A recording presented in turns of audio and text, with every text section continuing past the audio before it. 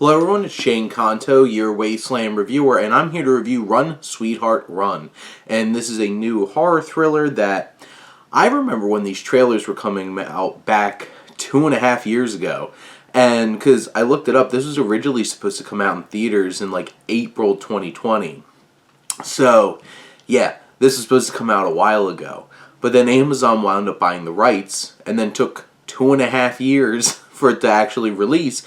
But Run, Sweetheart, Run is actually here now, and this is from writer-director Shayna Fest.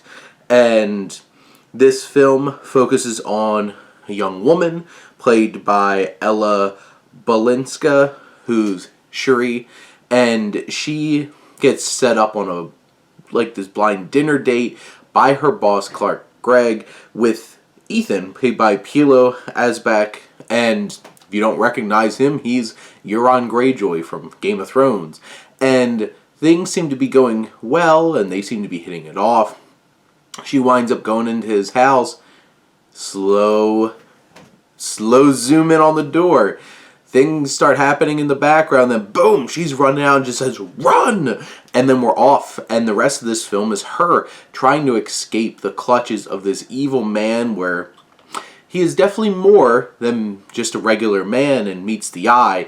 And that's kind of the crux of what this story is, as it goes blistering through the city as she's dealing with people not believing her. And there's a lot of themes and ideas that get looped in based off of like these two obviously upper class women see her all disheveled, assume that she's a druggie because she's a young woman of color, and she winds up getting arrested, and she gets arrested despite the fact that she had just been attacked and is running for her life. And you deal with all those kinds of like societal commentaries, which I think work generally. They are a little blunt and a little heavy-handed in the way that they're written, and there's definitely other moments in this film that feel very blunt and heavy-handed and written. Especially there's one particular point where, of course, we get there's this particular woman that our young Shuri's told that she needs to go find, and when she gets there, it's like exposition dump city, and you get all that information, but it's thrilling. This is well directed. There's a lot of tension and suspense along the way, and not only that, but Asbæk is so just charismatic and magnetic.